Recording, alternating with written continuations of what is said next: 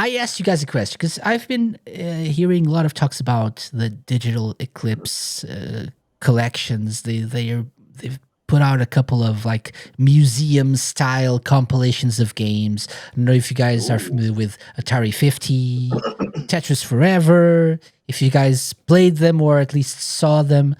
And I got thinking, what would be if Digital Eclipse got the go ahead from Sega to work on one of their IPs or several even, what would be an amazing like museum like compilation thingy that Digital Eclipse could work on? What would you guys I'm like on to? Kori's behalf.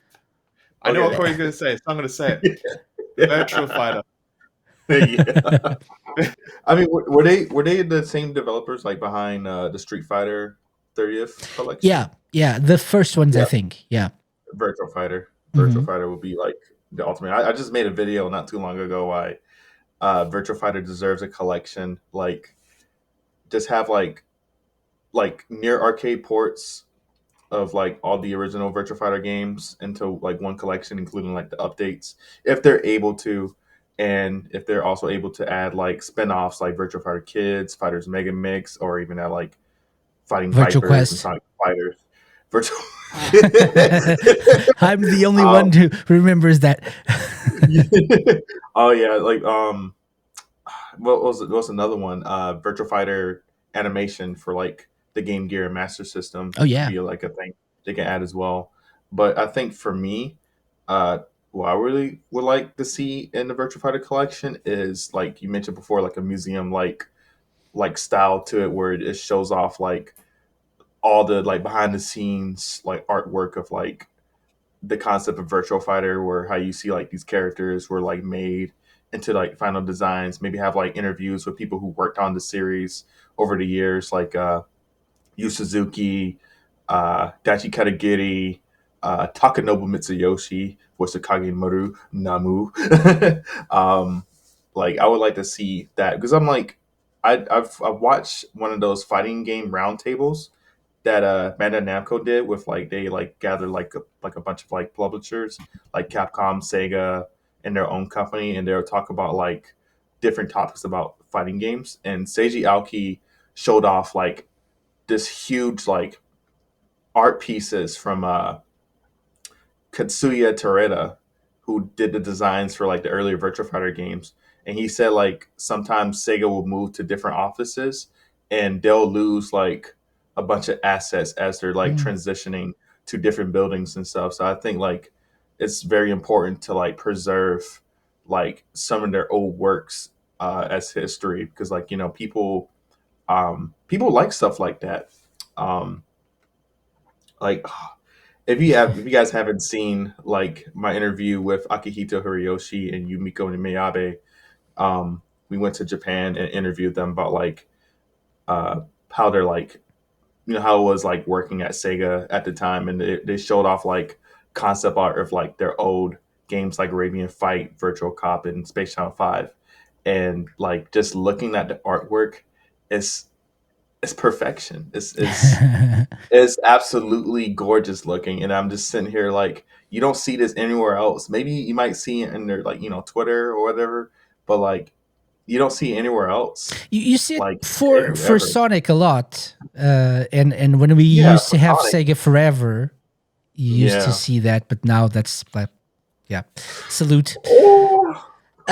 Yeah, talk about big Yeah. mistakes.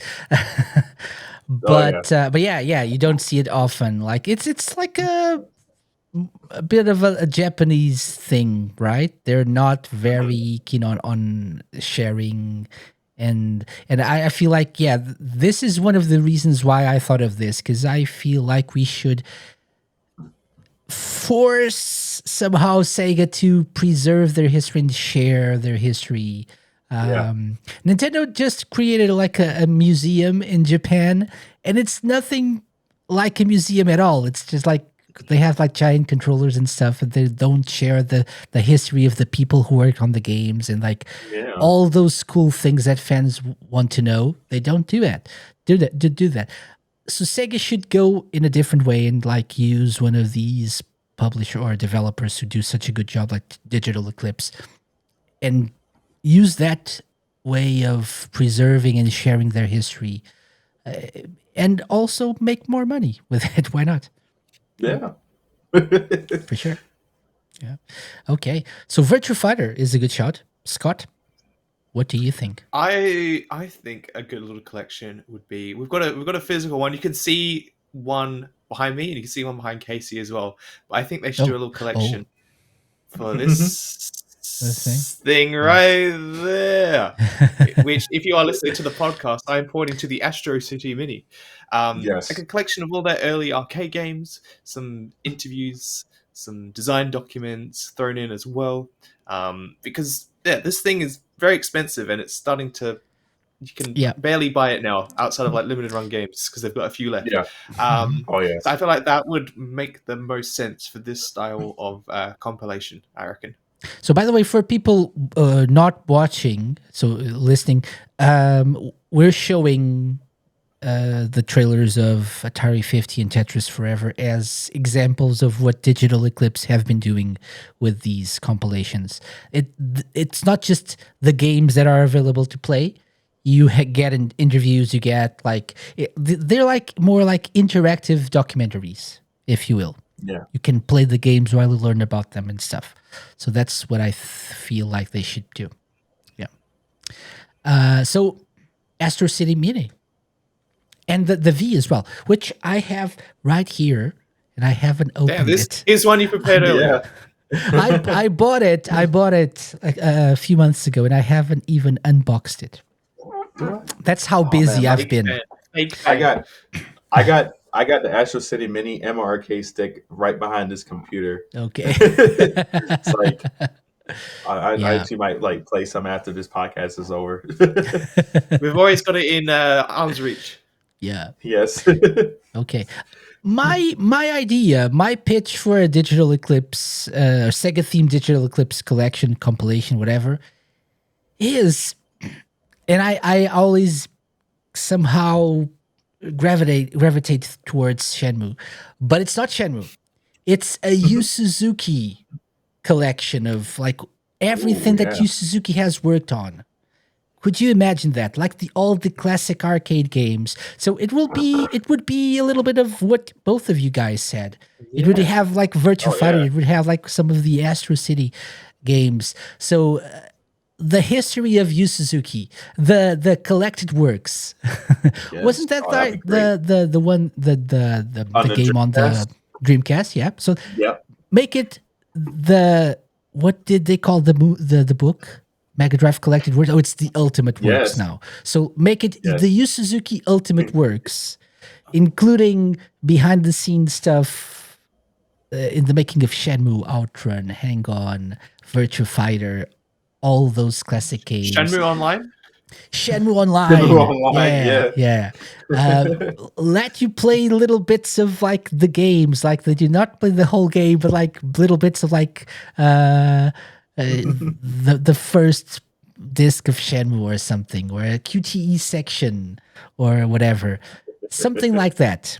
I know it's impossible. I don't think it's difficult. It's nearly impossible, but I think it would be amazing. I'm hard pressed to think of a company that could do with the Digital Eclipse model more than Sega could. Maybe Nintendo is another one, but I feel like the variety and the history of Sega games lends itself so well to this type of documentary game that it's a mistake if they never do this. Even if they don't hire Digital Eclipse to do it, just do it in-house, whatever. Do something like this.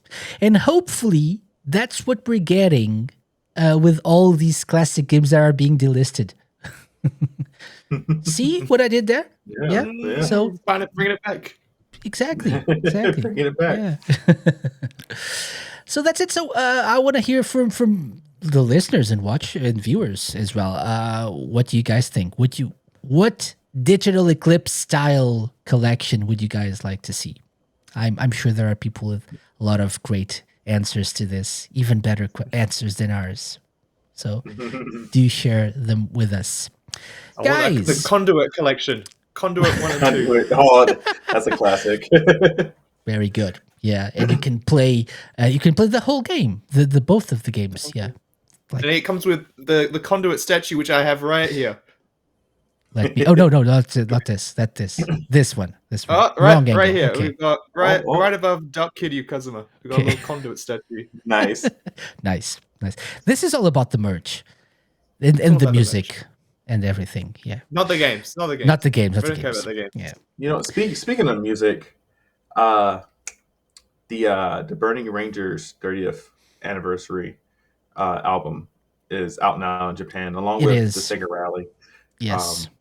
Takanobu Mitsuyoshi, he has his own podcast on YouTube called Sega Sound Street, and he'll talk about like stuff that he does at Sega and other things, and he'll interact with the fans. Speaks good English, by the way. He's awesome. So they've been promoting the soundtrack and stuff, and Naoto Oshima has like encouraged people to buy the album as if like they want to see the return of Burning Rangers, and I think everyone should do it because Burning Rangers is so good. Like, we actually talked about this last week. The Saturn 30th anniversary episode. We talked about Burning Rangers as a good one to be remastered, remade, re-released even.